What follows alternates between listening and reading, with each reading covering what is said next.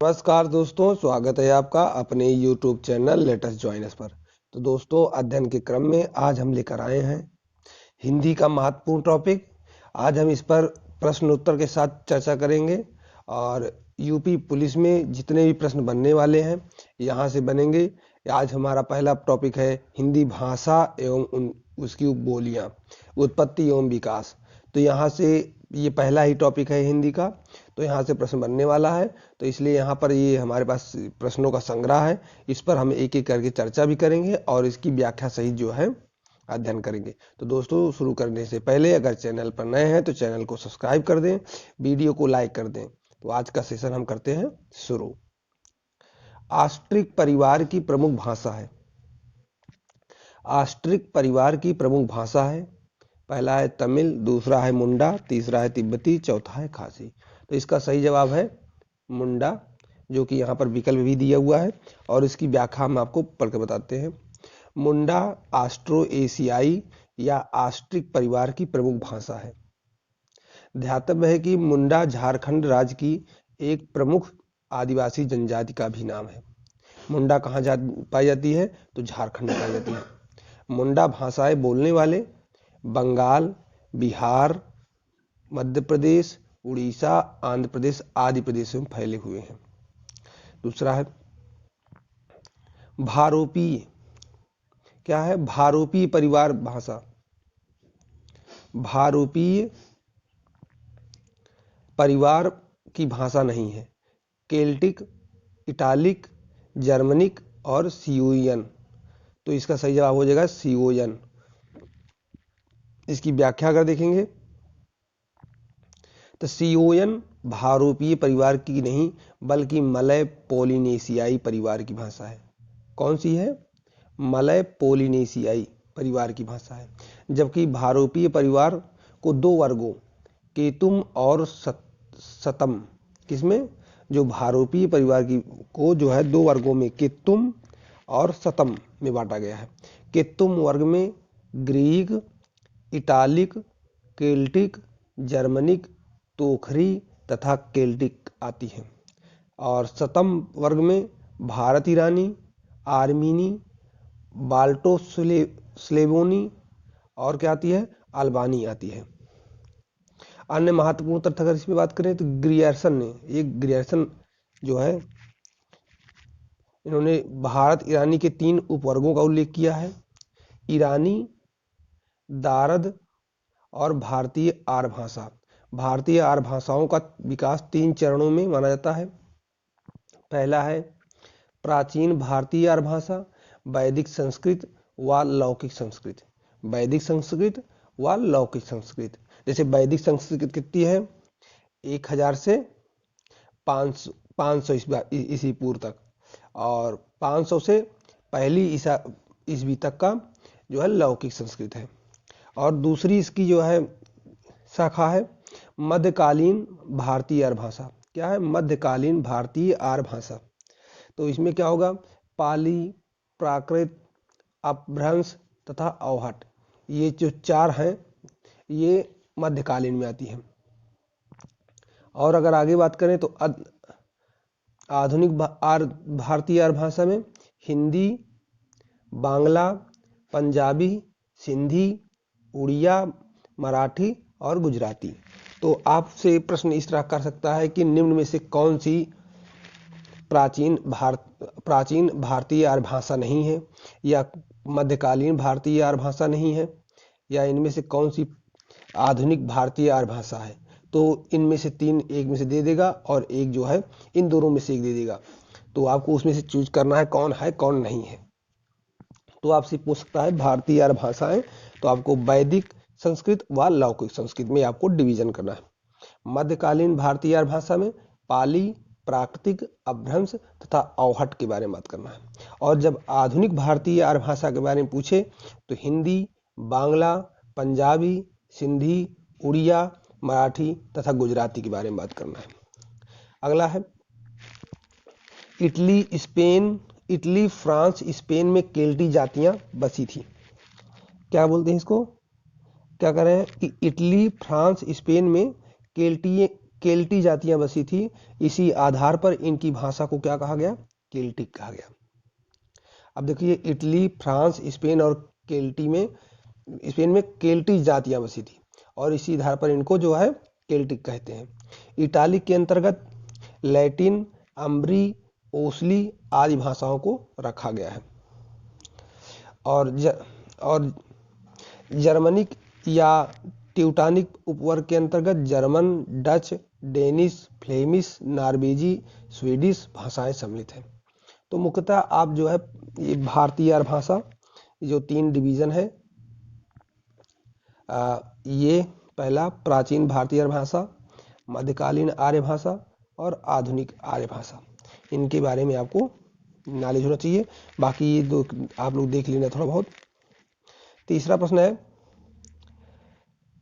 दिए गए विकल्पों में से द्रविड़ परिवार की भाषा कौन सी है? द्रविड़ परिवार की कन्नड़, असमिया, उड़िया, बंगला।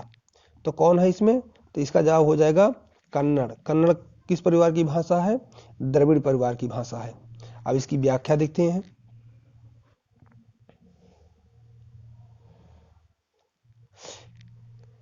द्रविड़ परिवार की भाषा है कौन? कन्नड़। कन्नड़ जो है द्रविड़ परिवार की भाषा है। इसके अतिरिक्त तमिल, तेलुगु, मलयालम भी द्रविड़ परिवार की भाषाएं हैं। कौन कौन सी? अगर पूछा जाए द्रविड़ परिवार की भाषा, तमिल, तेलुगु, मलयालम और कन्नड़, 4 ये भाषाएं हैं जो द्रविड़ परिवार की भाषाएं हैं। द्रविड़ भाषाओं को पहली बार 2री शताब्दी ईसा पूर्व में तमिल ब्राह्मी लिपि के रूप में, किसमें? तमिल ब्राह्मी लिपि के रूप में तमिलनाडु के मदुरई और तिरुनेलवेली जिले में गुफा की दीवारों पर अंकित किया गया था।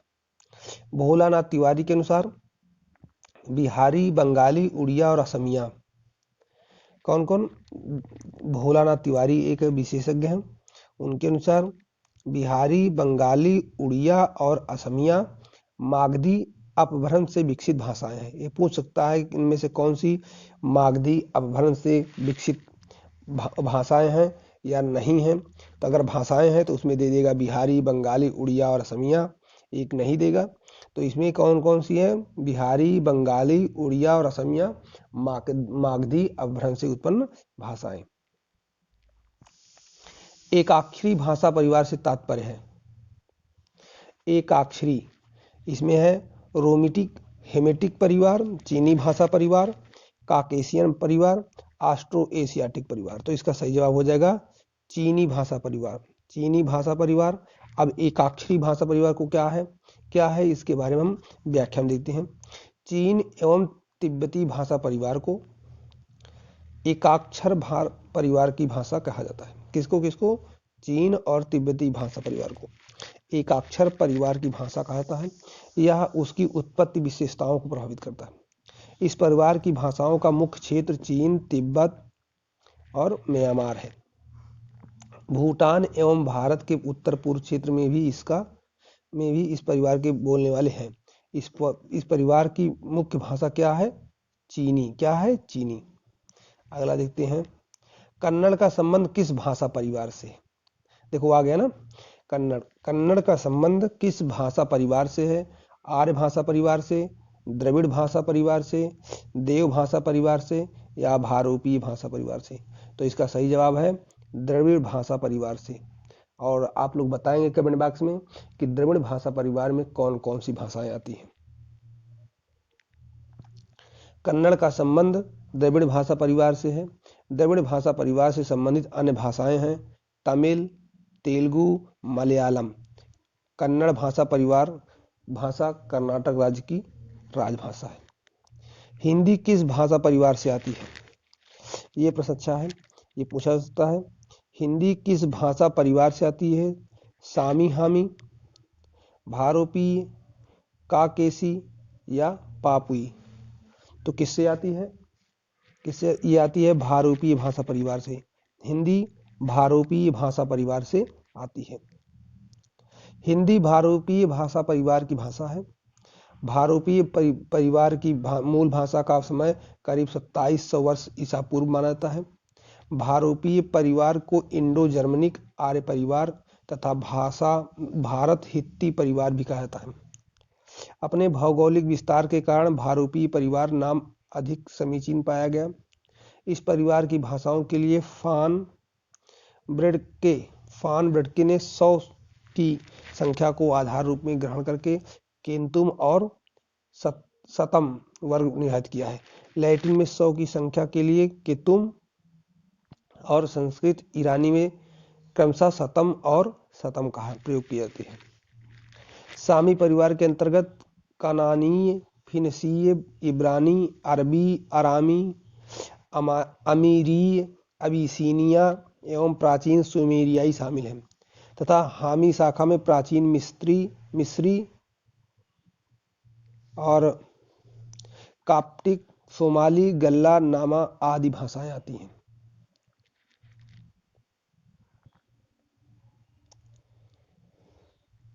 निम्नलिखित में से कौन सी भाषा आर्य भाषाओं में शामिल नहीं है? संस्कृत, प्राकृत, अंग्रेजी और तुर्की। तो इसमें सही जवाब हो जाएगा तुर्की। तुर्की आर्य भाषाओं में शामिल नहीं है। अगला देखते हैं, इसकी व्याख्या देखते हैं। तुर्की मंगोल और मंचू तुंगस भाषाएं अल्ताई भाषा परिवार की भाषाएं हैं। तुर्की, मंगोल, मंचू तुंगस भाषाएं अल्ताई परिवार की भाषाएं हैं, जबकि अंग्रेजी, संस्कृत, प्राकृतिक भारूपीय भाषा परिवार की है। अब देखिए, इसमें विश्व के भाषा परिवार दिया हुआ है। भारूपीय भाषा परिवार द्रविड़, हामी, ऑस्ट्रिक, फिनो-उग्रिक, अल्ताई, चीनी, काकेशियन और अमेरिकी भाषा परिवार। तो ये विश्व के भाषा परिवार हैं, इनको आप देख लीजिए। आगे है भारूपीय भाषा परिवार। भारूपीय भाषा परिवार में 3 बांटा गया है, सप्तक, सत्तम, हिंदी और केंतुम। शतम में है संस्कृत शतम, अवेस्ता शतम, फारसी शद, लिथुआनियम शतम, रूसी शतम और हिंदी में रूसी शतम और बुल्गेरियन शतम। और हिंदी में आपका आ जाएगा अंग्रेजी, हिंदी, फ्रेंच, जर्मन, स्पेनिश और फारसी। और केतुम में आ जाएगा आपका लैटिन, ग्रीक, पुरानी आयरिश, तोखारियन और इतालवी। आर्यों के पूर्ववर्ती भारतीय भाषाएं। आर्यों के पूर्व कौन कौन बोली जाती थी? आर्यों के पूर्व नेग्रिटो बोली जाती थी, ऑस्ट्रिक थी, किरात थी और द्रविड़ थी। अब आप देखेंगे भारतीय आर्य भाषाएं। प्राचीन आर्य, हमने बताया प्राचीन आर्य भाषा, इसको आप जो है वैदिक संस्कृत में, संस्कृत या लौकिक संस्कृत में, मध्यकालीन में पाली, प्राकृत, अपभ्रंश और अवहट में बांटा गया। आधुनिक में सिंधी, हिंदी, लहदा, पंजाबी, गुजराती, मराठी, असमिया, ये सब जो है इनका आधुनिक भारतीय भाषाओं में वर्गीकरण है। अगला प्रश्न है, और इसी तरह देखिए इनके काल विभाजन भी दिया गया है। निम्नलिखित भाषाओं को उनके विकास क्रम में व्यवस्थित कीजिए।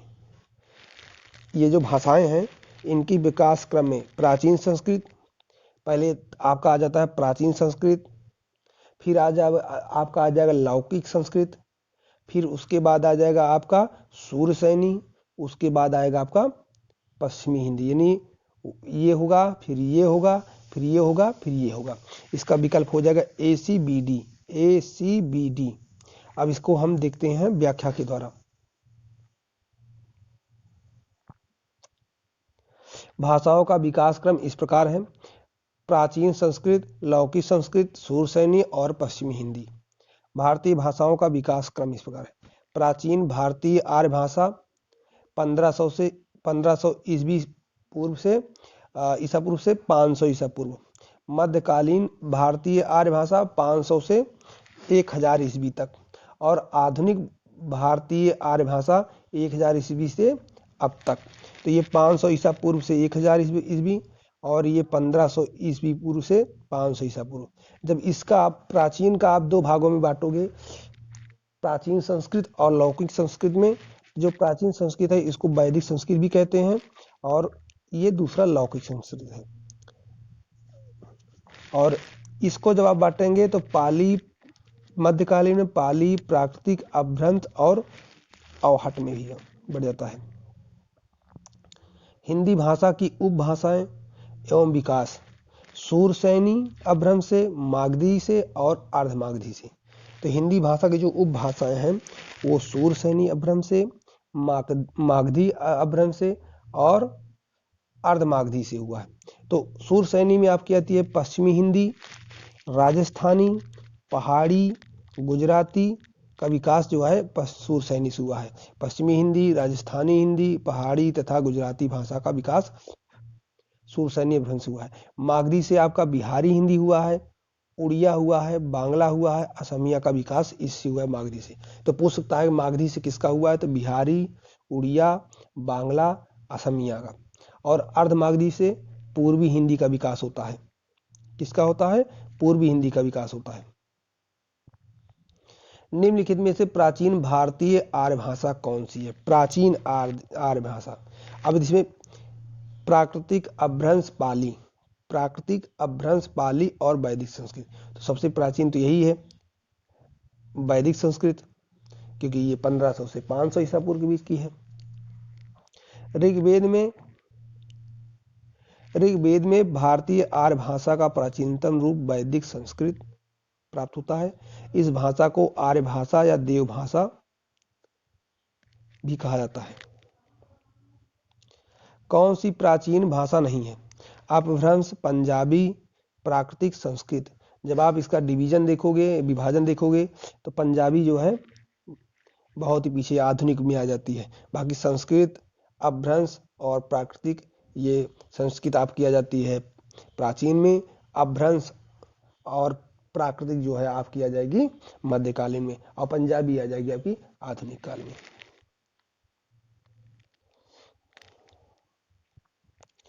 भारतवर्ष की आदि भाषा है, भारतवर्ष की आदि भाषा, आदि का मतलब पुराना, लौकिक संस्कृत, प्राकृतिक, वैदिक संस्कृत या अपभ्रंश। तो इसका सही जवाब हो जाएगा वैदिक संस्कृत। तो इसकी व्याख्या यहाँ देखेंगे।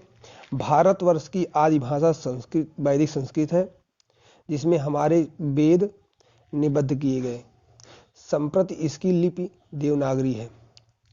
वैदिक संस्कृत भारत की भाषा है। वैदिक संस्कृत फिर से लौकिक संस्कृत, पाली, प्राकृतिक, अपभ्रंश और उसके बाद आती है आपकी अवहट्ट। तो ये इनका क्रम है, ये क्रम जरूर आप याद कर लें। अगला प्रश्न है, मध्यकालीन भारतीय भाषा विकास की दृष्टि प्राकृतिक की पूर्वकालीन अवस्था का नाम क्या था। जैसे प्राकृत है, इसकी पूर्वकालीन अवस्था क्या होगी, पाली होगी। क्रम आपने देखा होगा क्या, संस्कृत, पाली, प्राकृतिक ना, फिर अपभ्रंश, उसके बाद अवहट्ट। तो इसमें हो जाएगा क्या, पाली सही जवाब हो जाएगा आपका। और पाली की प्राकृतिक पूर्व अवस्था क्या है, संस्कृत है। विकास की दृष्टि से प्राकृतिक की दीर्घ पूर्वकालीन अवस्था का नाम पाली है। पाली भारत की प्रथम देश भाषा मानी जाती है। श्रीलंका के लोग पाली को मागधी कहते हैं। श्रीलंका के लोग पाली को क्या कहते हैं, मागधी कहते हैं, क्योंकि इस भाषा की सृष्टि मगध में हुई थी। इसमें वर्तमान समय की बोली अनेक बोलियों के तत्व हैं तथा तद्भव शब्दों का प्रयोग अधिक हुआ है। अन्य महत्वपूर्ण भाषा तथ्य, भगवान बुद्ध ने पाली भाषा में अपना उपदेश दिया। यह प्रश्न बन सकता है आपका जीएस में। पहली सदी से 500 ईस्वी तक उत्तर भारत के भिन्न भिन्न भागों में प्राकृतिक भाषा का प्रयोग सबसे अधिक हुआ है। आचार्य हेमचंद पाली भाषा को संस्कृत से निकाली भाषा मानते हैं।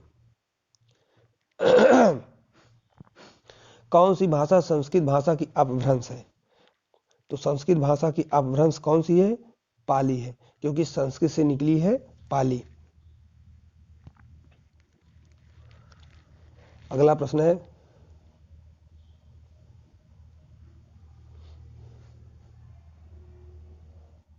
मध्यकालीन भारतीय आर्य भाषा का काल। मध्यकालीन भारतीय आर्य भाषा का काल क्या हो जाएगा आपका हो जाएगा 500 ईसा पूर्व से 1000 ईस्वी तक ना। अगला है, पाली भाषा के सर्वप्रथम व्याकरण है। पाली भाषा के सर्वप्रथम व्याकरण है कच्चायन। कौन है, कच्चायन। पाली भाषा मध्यकालीन आर्य भाषा की प्रथम अवस्था है। इस भाषा के प्रथम व्याकरण का चयन है। पाली भाषा बौद्ध धर्म की भाषा रही है।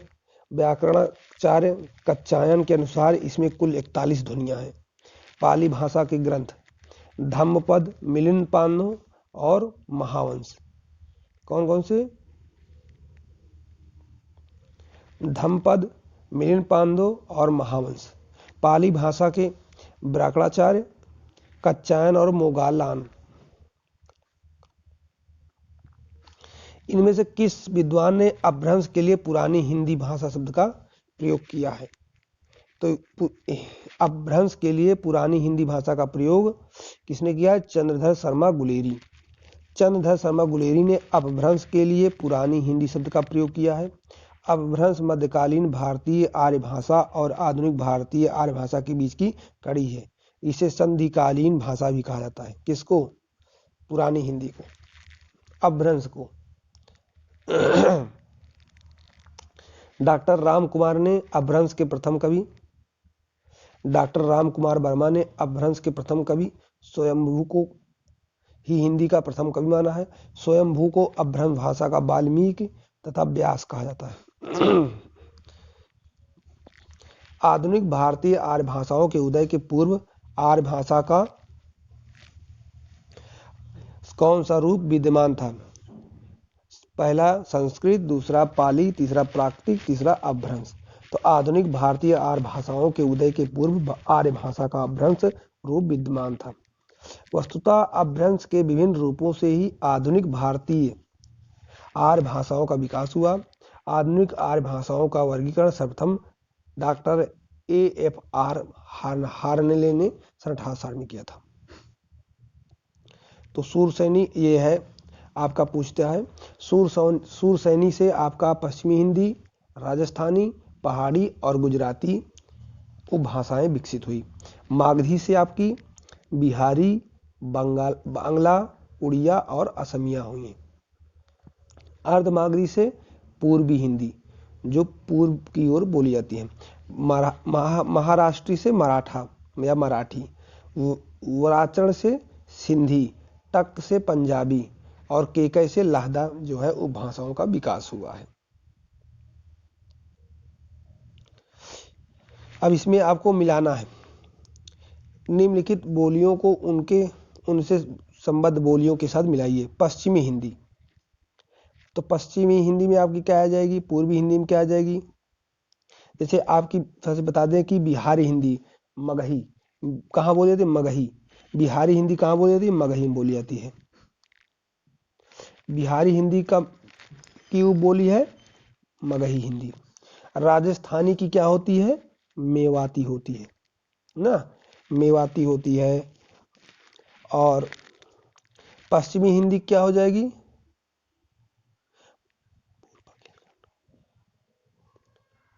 पश्चिमी हिंदी की हो जाएगी। अब देखिए, अब इसमें अब जो है इसे छोटा करते हैं, यानी आपको इसमें मिलान करना है।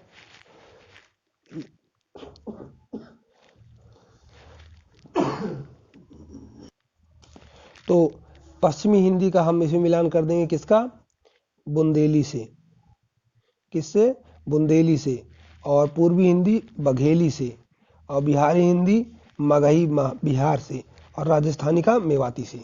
तो ये ऑप्शन जिस वाले विकल्प मिल रहा होगा वही सही होगा। तो आगे देखते हैं कौन सा सही होगा इसका। तो इसका हो जाएगा A2, B3 और C4, D1। तो इसका सही हो जाएगा B विकल्प। चलो अब आगे इसकी व्याख्या देखते हैं। दी गई बोलियों का सुमेलन इस प्रकार देखा जा सकता है। पश्चिमी हिंदी में आती है आपकी खड़ी बोली जिसको कौरवी भी कहते हैं, ब्रजभाषा, हरियाणवी, बुंदेली और कन्नौजी। ये आपकी पश्चिमी भाषा की पश्चिमी हिंदी की उपबोलियां हैं। पश्चिमी हिंदी की उपबोलियां कौन कौन सी हैं? खड़ी बोली जिसको कौरवी भी कहते हैं, ब्रजभाषा, हरियाणवी, बुंदेली और कन्नौजी। याद करिए हमारे साथ, खड़ी बोली जिसको कौरवी कहते हैं, ब्रजभाषा, हरियाणवी, बुंदेली और कन्नौजी। ये सभी जो है बोलियां पश्चिमी हिंदी की हैं। अब हम बात करेंगे पूर्वी हिंदी की। तो पूर्वी हिंदी में आती है अवधी, बघेली और छत्तीसगढ़ी। इसमें 3 आती है पूर्वी हिंदी में, अवधी, बघेली, छत्तीसगढ़ी। अवधी, बघेली, अवधी, बघेली और छत्तीसगढ़ी। अवधी, बघेली, छत्तीसगढ़ी। अवधी, बघेली, छत्तीसगढ़ी। बिहारी हिंदी में भोजपुरी, मगही, मैथिली। कौन है? भोजपुरी, मगही और मैथिली, ये आपकी बिहारी हिंदी में आती है। राजस्थानी हिंदी में आपकी आ जाएगी पश्चिमी राजस्थानी यानी मारवाड़ी, जयपुरी, मेवाती और मालवी। ये 4 हैं, मारवाड़ी, जयपुरी, मेवाती और मालवी। ये आपकी राजस्थानी हिंदी में आती है। अन्य महत्वपूर्ण तत्व: पश्चिमी हिंदी, राजस्थानी, गुजराती तथा पहाड़ी हिंदी का विकास सुरसैनी अपभ्रंश से हुआ है। पश्चिमी हिंदी, राजस्थानी, गुजराती तथा पहाड़ी हिंदी का विकास किससे हुआ है? सुरसैनी अपभ्रंश से हुआ है। पूर्वी हिंदी का विकास अर्धमागधी अपभ्रंश से। पूर्वी हिंदी का विकास अर्धमागधी, जो पूर्वी हिंदी है उसका विकास अर्धमागधी से अपभ्रंश से हुआ है तथा बिहारी हिंदी का विकास मागधी से हुआ है। तो ये क्रम ये जरूर याद कर लें, क्योंकि ये उत्तर प्रदेश पुलिस में यहीं से प्रश्न, जो भारतीय भाषाएं हैं यहीं से जो है सारे प्रश्न बनने वाले हैं। तो यूपीपी के लिए ये जो चार्ट जो है बहुत ही महत्वपूर्ण है। आधुनिक आर्य भाषाओं के वर्गीकरण के अनुसार पूर्वी समुदाय की भाषा नहीं है, पूर्वी समुदाय की। अब पूर्वी समुदाय में आपका आ जाएगा पूर्वी हिंदी। पूर्वी हिंदी में आपका आप जानते ही हो कौन कौन से हैं? अवधी, बघेली और छत्तीसगढ़ी। तो मराठी तो इसमें आती नहीं, तो ये क्या हो जाएगा? गलत, 20 का गलत हो जाएगा।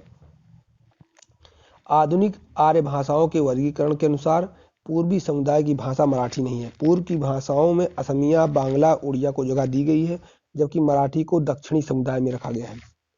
अन्य महत्वपूर्ण तथ्य: भारतीय आर्य भाषाओं को 2 वर्गों में बांटा गया है, हिंदी वर्ग और हिंदीतर वर्ग। पाकिस्तान में बोली जाने वाली पंजाबी को लहदा यहाँ पर है। पाकिस्तान में जो बोली जाती है पंजाबी भाषा उसको लहदा कहते हैं। बांग्ला, उड़िया, असमिया तथा बिहारी की भाषा मागधी अपभ्रंश से हुआ है। आधुनिक भारतीय भाषाओं का विकास किससे हुआ है? अपभ्रंश से। किससे हुआ है? अपभ्रंश से। आधुनिक भारतीय आर्य भाषाओं का विकास किससे हुआ है? अपभ्रंश से हुआ है। तो आधुनिक भारतीय आर्य भाषाओं के उदय के पूर्व आर्य भाषा का अपभ्रंश रूप में विद्यमान था।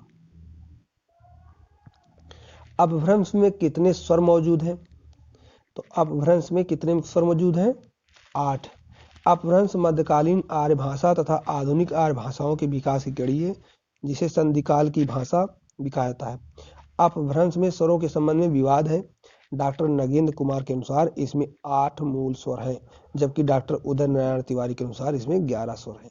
तो ये अपवाद का विषय है, लेकिन यूपीएससी 2021 में ये पूछा गया था। तो आप याद कर लीजिए, डॉक्टर नगेंद्र कुमार के अनुसार आ ई उ ए ओ कितने गए? 2 2 4 2 6 2 8 हो गए।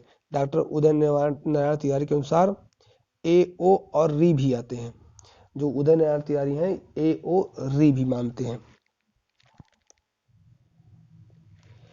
अगला प्रश्न है, हिंदी भाषा के उद्भव और विकास का सही क्रम है। तो यहाँ से आपको याद भी हो जाएगा और आगे अन्य प्रश्नों में आपको सहायता भी करेगा। संस्कृत, पाली, प्राकृतिक, अपभ्रंश, सुरसैनी, पश्चिमी हिंदी, खड़ी बोली। तो इसका पहला विकल्प ही गलत है, क्योंकि देखिए सब में संस्कृत के बाद कहीं पाली दे दी, प्राकृतिक दे दिया है, तो कहीं खड़ी बोली पाली के पहले और पाली के बाद अपभ्रंश के बाद खड़ी बोली दे दिया गया। तो इसका सही विकल्प हो जाएगा ए, संस्कृत, पाली, प्राकृत, अपभ्रंश, सुरसैनी, पश्चिमी हिंदी और खड़ी बोली। तो खड़ी बोली बहुत लास्ट में आती है। हिंदी की आदि जननी संस्कृत है। संस्कृत पाली प्राकृतिक भाषा से होती है, अपभ्रंश तक पहुंचती है, फिर अपभ्रंश अवहट से गुजरती हुई प्राचीन प्रारंभिक हिंदी का रूप ले लेती है। विशुद्धता, हिंदी भाषा के इतिहास का आरंभ अपभ्रंश से माना जाता है। विकास का, हिंदी का विकास क्रम, संस्कृत, पाली, प्राकृतिक, अपभ्रंश, सुरसैनी, पश्चिमी हिंदी और खड़ी बोली है। आधुनिक निम्नलिखित आधुनिक भाषाओं में से किसका संबंध अपभ्रंश की पैशाची बोली से है? तो किससे है? पंजाबी बोली का विकास पैशाची अपभ्रंश से हुआ है, जबकि राजस्थानी गुजराती का विकास सुरसैनी से। तो ये पता ही होना चाहिए, गुजराती और राजस्थानी का विकास सुरसैनी से, तथा बंगाली का विकास मागधी अपभ्रंश से हुआ है। निम्नलिखित, तो ये हो गया पंजाबी आपका। यहाँ दोबारा क्वेश्चन पूछ लिया गया है, तो आप आगे बढ़ते हैं। हिंदी को विकास प्रदान करने वाली भाषा कौन सी है? हिंदी को विकास प्रदान करने वाली, तो ये क्या हो जाएगी आपकी? अपभ्रंश। क्या हो जाएगी? अपभ्रंश। तो भारतीय आर्य भाषा के इतिहास में 500 ईस्वी से 500 ईसा पूर्व से होना चाहिए, और 500 ईस्वी से 1000 ईस्वी के मध्य काल को अपभ्रंश काल कहा जाता है। अपभ्रंशों से ही आधुनिक आर्य भाषाओं हिंदी, बांग्ला, गुजराती, मराठी, पंजाब, उर्दू, उड़िया आदि भाषाओं का विकास हुआ है। इनमें से कौन सी बोली मध्य प्रदेश की प्रमुख बोलियों में से नहीं है? मालवी, निमाड़ी, बुंदेली और बांगर। तो इसमें क्या हो जाएगा? बांगर या बांगरू पश्चिमी हिंदी भाषा वर्ग की बोली है। इसके बांगरू को हरियाणवी और हरियाणवी भी कहते हैं। यह हरियाणा राज्य की बोली है, जिससे बोलियां मध्य प्रदेश की हैं। यूपीएसआई में पूछा गया था ये। अब इसको मिलान करना है। खड़ी बोली, ब्रजभाषा, बांगड़, अवधी, बिलासपुर, सुल्तानपुर, आगरा, बिजनौर, करनाल। अब जैसे आपका है आगरा, आगरा में क्या बोली जाती है? आगरा में सीधा आपकी बोली जाती है ब्रज। क्या बोली जाती है? ब्रज। तो आगरा, ब्रज को मिलाओ बी को 3 से, तो बी को 3 से, बी और 3 दो जगह मिल रहे हैं। आपकी अवधी बोली जाती है उत्तर प्रदेश में सुल्तानपुर, अयोध्या, प्रतापगढ़, प्रयागराज, बरेली, यहाँ पर क्या बोली जाती है? अवधी। तो डी को 2 से मिलाओ, डी को 2 से मिलाओ, डी को 2 से मिलाओ, और ब्रज को बी को 3 से मिलाओ। अब देखिए कौन मिलान कर रहा है? D2 यानी इसका सही जवाब हो जाएगा बी। तो आपको एकदम एग्जैक्ट जो ऑप्शन सही पता है, एकदम करेक्ट कि यही सही है, पहले उसको मिलाइए, उसको मिलाने के बाद देखिए किस विकल्प में ये है। हो सकता है कि आपके एक ही मिलान से आपका ये सवाल सही हो जाए। जैसे हमें पता है कि अवधी जो है सुल्तानपुर में बोली जाती है। D2 से एक ही विकल्प है जो सही है, तो इसका मतलब कि आपको अगर एक ही आता है वो भी मिल जाता है, तो आपका ये मिलान जो है 100% सही हो जाता है। तो मिलान देकर बिल्कुल मत डरिए, और उससे कोशिश करिए कम से कम एक, या तो जो गलत हो। उपयुक्त बोलियों का उनके क्षेत्रों के साथ सही सुमेलन है। खड़ी बोली बिजनौर में बोली जाती है, और इसकी पश्चिमी हिंदी की उपभाषा है, और इसकी उत्पत्ति सुरसैनी अपभ्रंश से हुई है। ब्रजभाषा आगरा में बोली जाती है, ये भी पश्चिमी हिंदी की है, और इसका भी विकास जो है सुरसैनी अपभ्रंश से हुआ है। बांगड़ू करनाल पश्चिमी हिंदी सुरसैनी अपभ्रंश से हुआ है। अवधी सुल्तानपुर पूर्वी हिंदी अर्धमागधी से हुआ है। छत्तीसगढ़ बिलासपुर पूर्वी हिंदी, इसका विकास किससे हुआ है? अर्धमागधी से हुआ है। अब उत्तर प्रदेश में बोली जाने वाली बोलियां, ये आपके यूपी पुलिस में विशेषता पूछा जाएगा। अवधी बोली के क्षेत्र, अवधी में आपका आता है लखनऊ, इलाहाबाद जिसको प्रयागराज कहते हैं, फतेहपुर, उन्नाव, रायबरेली, सीतापुर, फैजाबाद जिसको अब अयोध्या कहते हैं, गोंडा, बस्ती, बहराइच, प्रतापगढ़, बाराबंकी, ये आपके अवधी वाले क्षेत्र हैं। फिर से बदलते हैं, लखनऊ, इलाहाबाद, फतेहपुर, उन्नाव, रायबरेली, सीतापुर, फैजाबाद जिसको अब अयोध्या कहते हैं, गोंडा, बस्ती, बहराइच, प्रतापगढ़ तथा बाराबंकी में अवधी बोली जाती है। मुल्ला दाऊद, कुतुबन, जायसी, मंझन, मुल्ला, दाऊद, कुतुबन, जायसी, मंझन, उस्मान, तुलसीदास, सबल सिंह। ये बहुत सारे जो है लेखकों के नाम है, कवियों के नाम है। ये सभी जो है अवधी भाषा के प्रसिद्ध कवि हैं। कौन कौन? मुल्ला दाऊद, कुतुबन, जायसी, मंझन, उस्मान, तुलसीदास, सबल सिंह। ये सभी जो है अवधी भाषा के प्रसिद्ध कवि हैं। अवधी अकारांत प्रधान बोली है। कैसी है? अकारांत प्रधान बोली है। खड़ी बोली हिंदी रामपुर, मुरादाबाद, मेरठ, सहारनपुर, देहरादून, मुजफ्फरनगर, शामली और अंबाला में बोली जाती है। कहाँ कहाँ? रामपुर, मुरादाबाद, मेरठ, सहारनपुर, देहरादून, मुजफ्फरनगर, शामली तथा अंबाला में भी जो है खड़ी बोली बोली जाती है। यह आकार बहुला बोली है। क्या है? आकार बहुला बोली है। बांगड़ू जो कि हरियाणवी बोली है, जो हरियाणा में बोली जाती है। ब्रज भाषा के क्षेत्र आपके मथुरा, अलीगढ़, धौलपुर, मैनपुरी, एटा, बदायूं और बरेली। कौन कौन? मथुरा, अलीगढ़, धौलपुर, मैनपुरी, एटा, बदायूं, बरेली में कौन सी भाषा बोली जाती है? तो वहां पर बोली जाती है ब्रज भाषा बोली जाती है। क्या बोली जाती है? ब्रज भाषा बोली जाती है।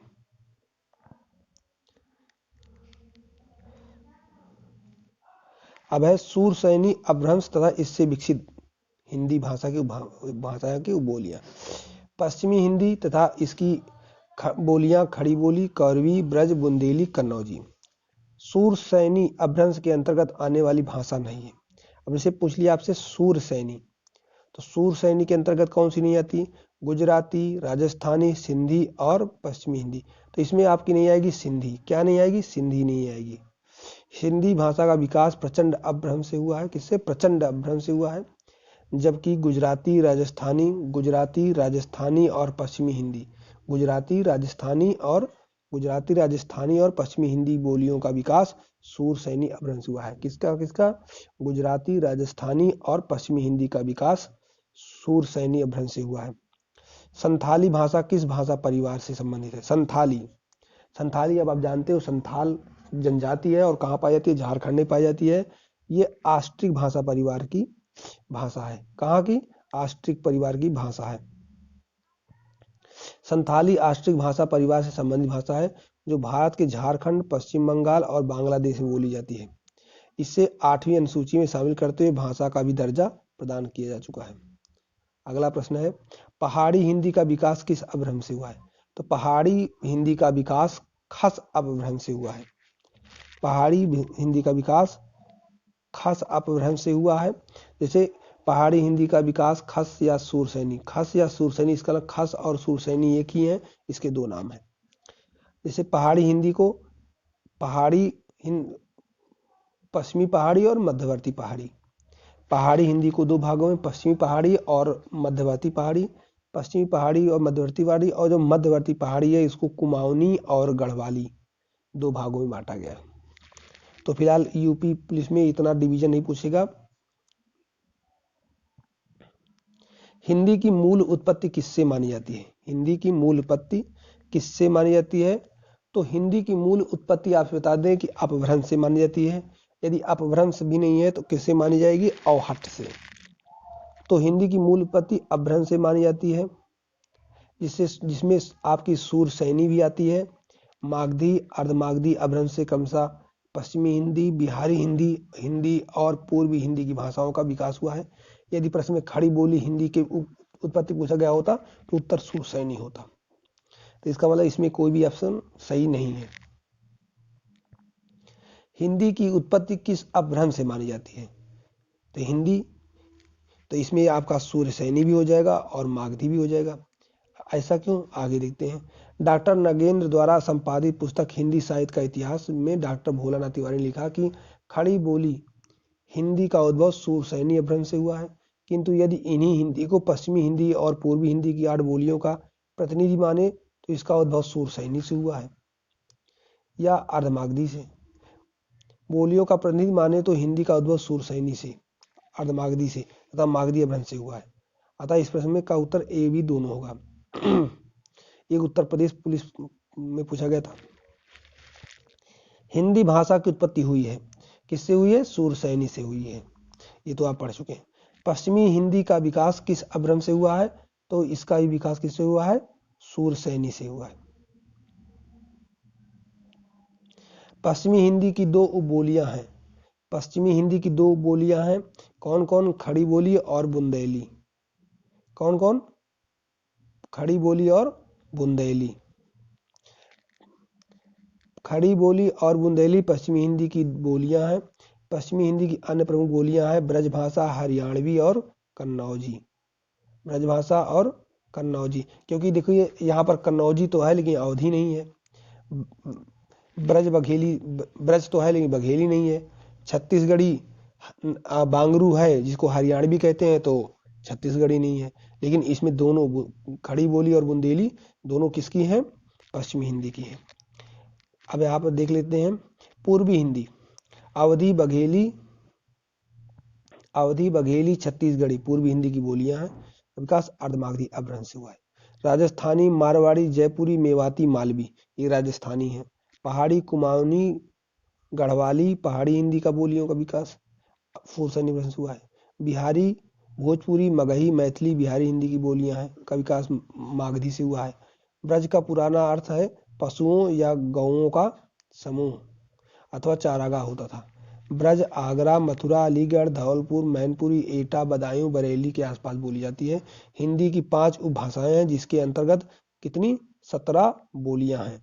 बांगरू हरियाणी की बोली है। इनमें से कौन सी पश्चिमी हिंदी की बोली नहीं है? किसकी? पश्चिमी हिंदी की बोली नहीं है। तो इसमें क्या हो जाएगा आपका? बघेली। और बघेली किस भाषा की जो है हिंदी है? किस हिंदी? पश्चिमी हिंदी की है, पूर्वी हिंदी है, या राजस्थानी हिंदी है? किसकी है बताना है आपको। तो बघेली पूर्वी हिंदी भाषा के अंतर्गत आने वाली भाषा है जिसका विकास अर्धमागधी से हुआ है। निम्नलिखित में कौन सी पश्चिमी हिंदी की बोली नहीं है? पश्चिमी हिंदी की ब्रज, बांगरू, कन्नौजी, डोंगरी। तो ब्रज, बांगरू, कन्नौजी पश्चिमी हिंदी की है, डोंगरी नहीं है। डोंगरी जम्मू कश्मीर बोली जाने वाली भाषा है जिसे भारतीय संविधान की 8वीं सूची में शामिल किया गया है। या पंजाब व हिमाचल प्रदेश कुछ क्षेत्रों में बोली जाती है। वस्तुतः हरियाणवी को ही बांगरू कहा जाता है। निम्नलिखित में से पश्चिमी हिंदी की बोली नहीं है। तो पश्चिमी हिंदी कौन सी नहीं है? मगही नहीं है। मगही किसकी है? मगही जो है बिहारी की है, बिहारी हिंदी की बोली है। अगला प्रश्न है पूर्वी हिंदी। यहाँ पर देखिए बढ़िया विश्लेषण दिया हुआ है। पूर्वी हिंदी अवधी, बघेली, छत्तीसगढ़ी। बिहारी हिंदी मगही, मैथिली, भोजपुरी। पश्चिमी हिंदी खड़ी बोली, करवी, बुंदेली, कन्नौजी, ब्रज, हरियाणवी जिसको बांगरू कहते हैं। पहाड़ी हिंदी में कुमाऊनी, गढ़वाली। और राजस्थानी हिंदी में मारवाड़ी, जयपुरी, मेवाती और मालवी। पूर्वी हिंदी की बोलियों का विकास अर्धमागधी से अपभ्रंश हुआ है। पूर्वी हिंदी अर्धमागधी, पश्चिमी हिंदी शूरसैनी। कुछ विद्वान हिंदी को शूरसैनी को खस भी कहते हैं। बिहारी हिंदी के विकास मागधी से हुआ है। कौन सी बोली पश्चिमी हिंदी की नहीं है? तो कन्नौजी, बुंदेली, मगही और ब्रजभाषा। तो इसकी मगही जो है किसकी नहीं है? मगही किसकी है? तो बिहारी हिंदी की है। पश्चिमी हिंदी के अंतर्गत नहीं आती बांगरू, कन्नौजी, बुंदेली और बघेली। तो बघेली किसके अंतर्गत आती है? बघेली आती है पूर्वी हिंदी के अंतर्गत।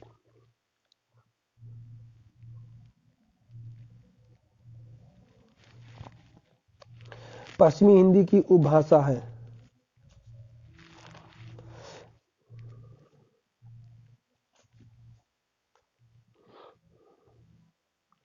तो यहाँ पर प्रश्न हो जाएगा आपका निम्न में से एक पश्चिमी हिंदी वर्ग की बोली नहीं है। पश्चिमी की नहीं है कन्नौजी, छत्तीसगढ़ी, ब्रज, खड़ी बोली।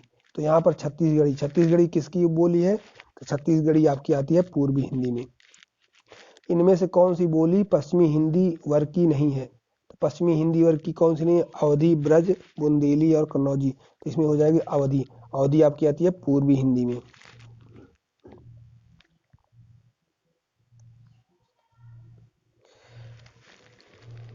पश्चिमी हिंदी की कितनी बोलियां हैं? तो पश्चिमी हिंदी में कितनी है? 5 है। कौन कौन है? खड़ी बोली जिसको कौरवी कहते हैं, ब्रज, बुंदेली, हरियाणवी तथा कन्नौजी, जिसका विकास सुरसैनी अपभ्रंश हुआ है। तो ये है आपकी पश्चिमी हिंदी में कितनी है? 5 बोलियां हैं। निम्नलिखित में से कौन सी बोली पश्चिमी हिंदी की नहीं है? तो पश्चिमी हिंदी में आपकी ब्रज आती है, बुंदेली आती है, खड़ी बोली आती है। अवधी किसमें आती है आपकी? आपकी आती है ये पूर्वी हिंदी में। पश्चिमी हिंदी में कौन सी बोली शामिल है? तो पश्चिमी हिंदी में कौन आएगी आपकी? यहाँ पर आ जाएगी आपकी कन्नौजी। मगही आपकी बिहारी हिंदी में आती है, मैथिली आपकी जो बिहारी हिंदी में आती है, अवधी आपकी पूर्वी हिंदी में आती है, और कन्नौजी आपकी हो जाएगी पश्चिमी हिंदी की। इनमें से कौन सी बोली पश्चिमी हिंदी के अंतर्गत नहीं आती? किसमें? पश्चिमी की। तो पश्चिमी आपकी खड़ी बोली आती है, ब्रज आती है, कन्नौजी आती है, लेकिन अवधी बोली नहीं आती। तो इसका सही विकल्प हो जाएगा डी। निम्नलिखित में से किस भाषा का विकास सुरसैनी अपभ्रंश से हुआ है? तो आप जानते हैं सुरसैनी अपभ्रंश से आपकी वो भाषा का विकास पश्चिमी हिंदी का हुआ है। और पश्चिमी हिंदी में आपकी आती है गुजराती भी आती है, पश्चिमी को आप सुरसैनी भी कहते हैं, और ये है आपका गुजराती हो जाएगा यहाँ पर। पंजाबी, ब्राह्मण,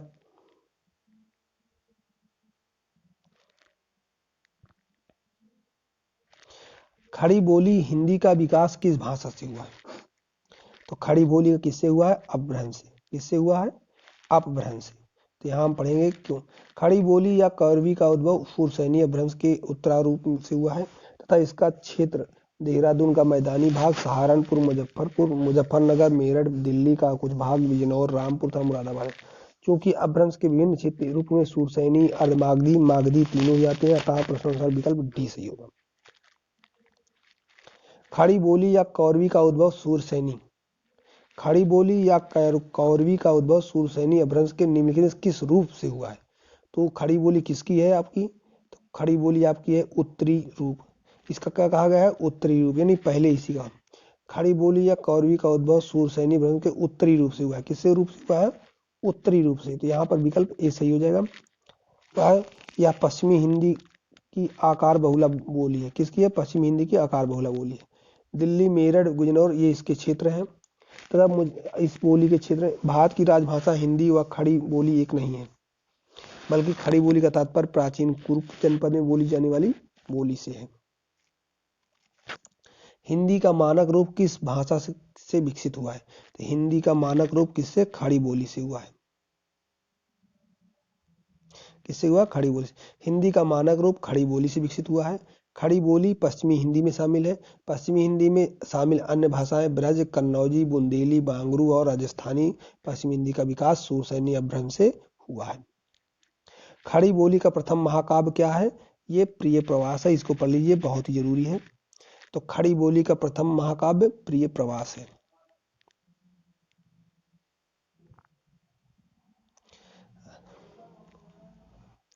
खड़ी बोली निकली है। खड़ी बोली किससे निकली है? तो ये निकली है पश्चिमी हिंदी से। इसका डिवीजन आप लोग देख चुके हैं।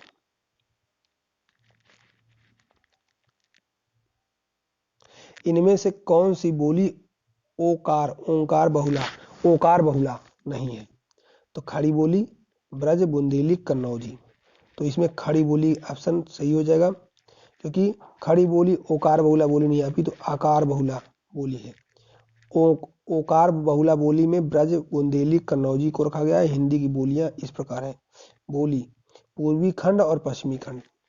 पूर्वी खंड में पूर्वी हिंदी और बिहारी हिंदी। पश्चिमी खंड में पश्चिमी हिंदी, राजस्थानी और पहाड़ी हिंदी। और जब पश्चिमी हिंदी की बात करेंगे तो उसमें आएगा आपका आकार बहुला, कहा जाएगा आकार बहुला और ओकार बहुला। आकार बहुला में कौरी, हरियाणवी और दक्षिणी, और ओकार बहुला में ब्रज, बुंदेली और कन्नौजी में। कौरी बोली का उदय किससे हुआ है? कौरवी, जिसको आप बोलते हैं क्या? खड़ी बोली। तो ये हुआ है पश्चिमी हिंदी से। किससे हुआ है? पश्चिमी हिंदी से हुआ है इसका विकास। खड़ी बोली हिंदी का अन्य सही नाम है। क्या नाम है इसका? कौरवी। क्या नाम है इसका? कौरवी। खड़ी बोली को कौरवी भी कहते हैं। औचण को खड़ी बोली में क्या कहते हैं? औचण को क्या कहते हैं? जोरदार कहते हैं। खड़ी बोली में जोरदार कहते हैं।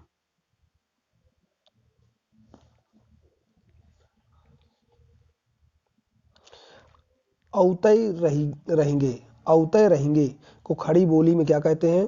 तो आते ही रहेंगे, आते ही रहें। तो इसका हो जाएगा बी, आते ही रहें। ईर्खा को खड़ी बोली में क्या कहते हैं? ईर्ष्या। क्या कहेंगे? ईर्ष्या। ईर्खा दोष कहते नहीं, तो इसका ईर्ष्या दोष। विभाषा का क्षेत्र बोली की अपेक्षा होता है विस्तृत। विभाषा का क्षेत्र बोली की अपेक्षा क्या होता है? विस्तृत होता है। होन को खड़ी बोली में क्या कहते हैं? वहां। होन को वहां कहते हैं खड़ी बोली में। खड़ी बोली हिंदी की उत्पत्ति हुई है। खड़ी बोली हिंदी की उत्पत्ति हुई है किससे? शूरसैनी अपभ्रंश से। खड़ी बोली की उत्पत्ति शूरसैनी अपभ्रंश से हुई। खड़ी बोली के अन्य नाम है हिंदुस्तानी, कौरवी, सरहिंदी। राहुल सांकृत्यायन ने खड़ी बोली को कौरवी का नाम दिया है। किसने दिया है? राहुल सांकृत्यायन ने। रामपुर, मुरादाबाद, बिजनौर, मेरठ, देहरादून, मैदानी भागों, सहारनपुर में बोली जाने वाली भाषा क्या है? खड़ी बोली बोली जाती है। तो इसका क्षेत्र दे देगा और वहां कौन सी भाषा बोली जाती है ये पूछा जाएगा। तो रामपुर, मुरादाबाद, बिजनौर, मेरठ, देहरादून में खड़ी बोली बोली जाती है। दिल्ली व मेरठ के आसपास की बोली जाने वाली बोली क्या है? तो वहां भी क्या बोल दी जाती है? खड़ी बोली जाती है, दिल्ली के आसपास के क्षेत्र में। हिंदी खड़ी बोली किस अपभ्रंश से विकसित हुई है? तो शूरसैनी से। ये तो रिपीटेड है, शूरसैनी से हुई है। खड़ी बोली का दूसरा नाम क्या है? तो खड़ी बोली को कौरवी कहते हैं। क्या कहते हैं? कौरवी कहते हैं। कौरवी किससे बोली को कहते हैं? तो कौरवी जो है खड़ी बोली को कहते हैं।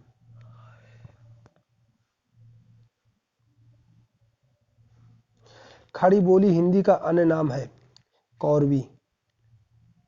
क्या कहते हैं? कौरवी कहते हैं। किस भाषा को आरंभ में पिंगल नाम दिया गया? क्या नाम दिया गया? पिंगल। तो ब्रज भाषा को आरंभ में कौन सा नाम दिया गया? पिंगल नाम दिया गया। ब्रज भाषा को आरंभ में पिंगल कहा जाता था। वस्तुतः अपभ्रंश की विभिन्न शैलियों से बोलियों का विकास होता है, जिसमें पिंगल भी एक कड़ी रही है। पिंगल जहां ब्रज भाषा के विकास में सहायक रही है, वहीं डिंगल राजस्थानी में। दो ऑप्शन देगा, पिंगल ब्रज भाषा से संबंधित है, डिंगल राजस्थानी भाषा से संबंधित है। ब्रज भाषा का विकास किस अपभ्रंश से हुआ है? तो ब्रज का विकास भी शूरसैनी से हुआ है। ब्रज भाषा का विकास शूरसैनी अपभ्रंश के मध्यवर्ती रूप से हुआ है। ब्रज भाषा का शुद्ध रूप मथुरा, आगरा, अलीगढ़ जिलों में है। थोड़े बहुत मिश्रण के साथ बरेली, बदायूं, एटा, मैनपुरी, गुड़गांव, भरतपुर, करौली, ग्वालियर तथा इसके आसपास के क्षेत्रों में ब्रजभाषा बोली जाती है। सूरदास ने किस भाषा में सूरसागर की रचना की है? तो सूरदास ने ब्रज भाषा में सूरसागर की रचना की है। सूरदास और नंददास की काव्य रचना की भाषा कौन सी थी? तो सूरदास की ब्रज भाषा थी और नंददास की भी ब्रज भाषा थी। सूरदास एक एवं नंददास की काव्य रचनाओं की भाषा ब्रज भाषा है। सूरदास की रचनाएं भी हैं सूरसागर, सूर सरावली एवं साहित्य लहरी, ये ब्रज भाषा में लिखी गई हैं। नंददास की रचनाएं हैं राम पंचाध्यायी और रूप मंजरी, रस मंजरी और भंवर गीत। ये सब किसकी हैं? नंददास की रचनाएं हैं। मथुरा, आगरा, धौलपुर, ग्वालियर आदि क्षेत्र में निम्नलिखित कौन सी भाषाएं बोली जाती हैं? तो इसके बारे में हम बता चुके हैं, भाषाएं बोली जाती हैं ब्रज। सूरसागर किस भाषा की रचना है? तो सूरसागर आपकी बातचीत हो चुकी है, ब्रज भाषा की रचना है। आप लोग रट्टा मारिए। ब्रज भाषा इनमें से किस रूप में सर्वाधिक प्रसिद्ध है? काव्य भाषा में, तकनीकी भाषा में, राजभाषा में, राष्ट्रभाषा में। तो राजभाषा राष्ट्रभाषा में तो इनको दोनों ही काट दीजिए। तकनीकी में तो होता ही नहीं इसका प्रयोग, और इसमें क्या हो जाएगा? काव्य भाषा में।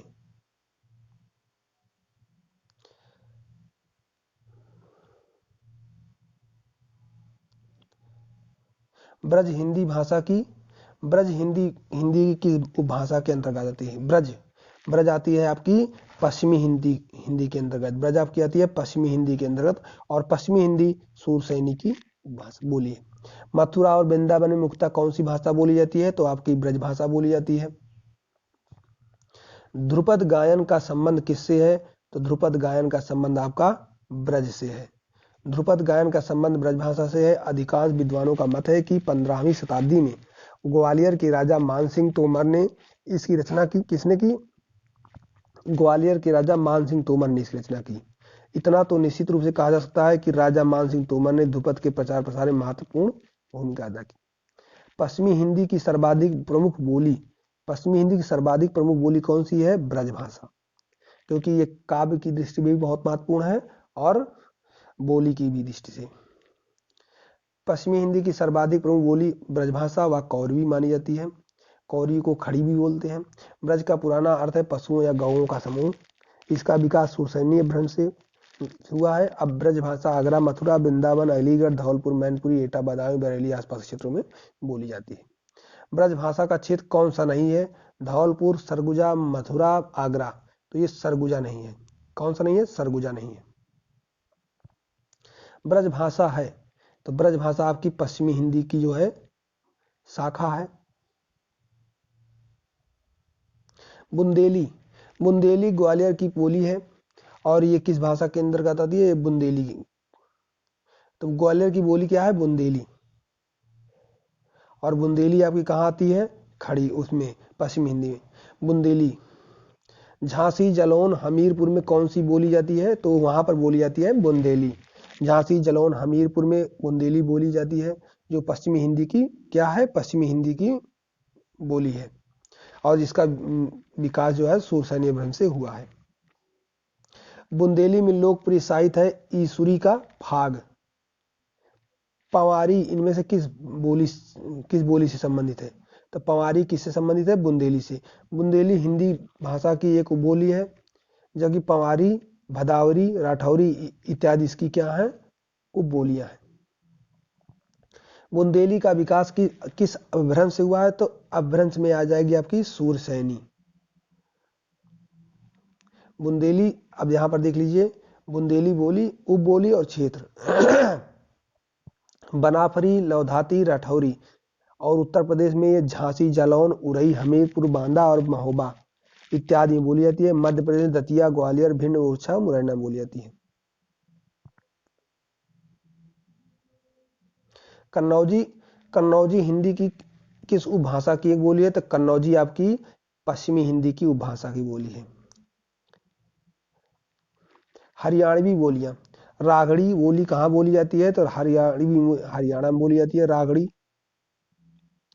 बागरू भी जो है किसकी है? पश्चिमी हिंदी को, जिसको हरियाणवी कहते हैं। हरियाणवी या बागरू बोली किस अपभ्रंश से संबंधित है? तो किससे संबंधित है? यहाँ पर हो जाएगा पश्चिमोत्तरी सुरसैनी अपभ्रंश से। किससे? पश्चिमोत्तरी सुरसैनी अपभ्रंश से। मेवाती किसकी है? राजस्थानी हिंदी भाषा की बोली है। राजस्थानी हिंदी बोलियां निम्नलिखित में से असत्य कौन चुनिए? रीवा, सतना, शहडोल बघेली के क्षेत्र हैं। वर्धा की राष्ट्रभाषा सुधार समिति की ओर से देवनागरी में जो सुधार हुआ है वह स्वर खड़ी के नाम से जाता है। खड़ी बोली का एक अन्य नाम कौरवी है। राजस्थानी उपभाषा का विकास पैसाची भ्रंश से। तो इसमें कौन सा कथन गलत है? तो इसका हो जाएगा डी। तो राजस्थानी उपभाषा का विकास सुरसैनी भ्रंश से हुआ है। किससे हुआ है? सुरसैनी से भ्रंश हुआ है, ना कि पैसाची भ्रंश से। बाकी सब सही है। जयपुरी का भी स्थानीय नाम है जयपुरी। जयपुरी को ढुड़ानी कहते हैं। क्या कहते हैं? ढुड़ानी। मीराबाई के पद राजस्थानी भाषा की किस बोली में है? तो मीराबाई के मारवाड़ी में है। राजस्थानी की मारवाड़ी भाषा में मीराबाई के लिखे गए पद हैं। इनमें से कौन सी राजस्थान की बोली नहीं है? तो राजस्थान की बुंदेली नहीं है। बुंदेली उत्तर प्रदेश के दक्षिणी हमीरपुर, उरई, जालौन, बांदा में बोली जाती है। हड़ौती बोली है। हड़ौती बोली पूर्वी राजस्थान की है।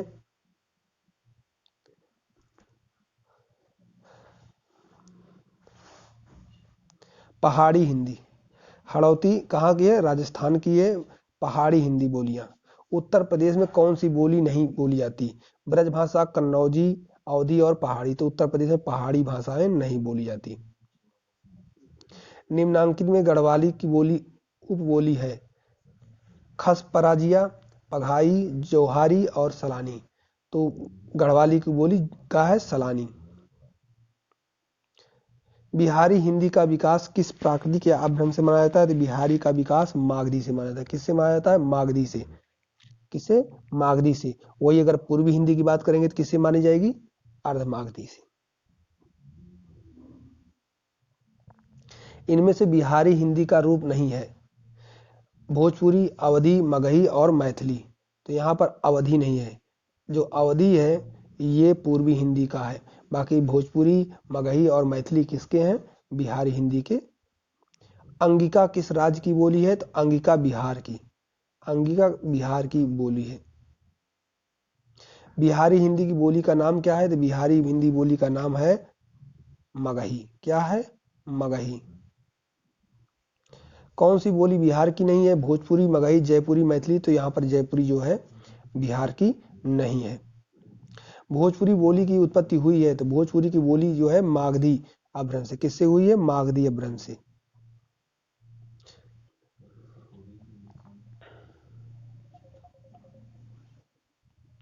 वाराणसी, गोरखपुर, आरा के मध्य कौन सी भाषा बोली जाती है? वाराणसी, गोरखपुर, आरा के मध्य भोजपुरी बोली जाती है। क्या बोली जाती है? भोजपुरी बोली जाती है। किस क्षेत्र की बोली को काशिका कहा जाता है? तो काशिका वाराणसी के क्षेत्र की बोली को काशिका कहा जाता है। उत्तर प्रदेश से संबंधित है तो यहाँ पर ये महत्वपूर्ण होता है। किस क्षेत्र की बोली को काशिका कहा जाता है? वाराणसी को। ऊ हमरा के खिलही न देत रहा। तो ये क्या हो जाएगा? आपकी भोजपुरी हो जाएगा। निम्न कौन सा युग्म गलत है? अवधी पूर्वी हिंदी, ब्रजभाषा पश्चिमी हिंदी, भोजपुरी पूर्वी हिंदी और डी खड़ी बोली पश्चिमी हिंदी। तो इसमें हो जाएगा आपका भोजपुरी पूर्वी हिंदी नहीं था, ये भोजपुरी आती है बिहारी हिंदी में। गाजीपुर में बोली जाने वाली प्रमुख बोली है। गाजीपुर में क्या बोली जाती है? तो गाजीपुर में भोजपुरी बोली जाती है।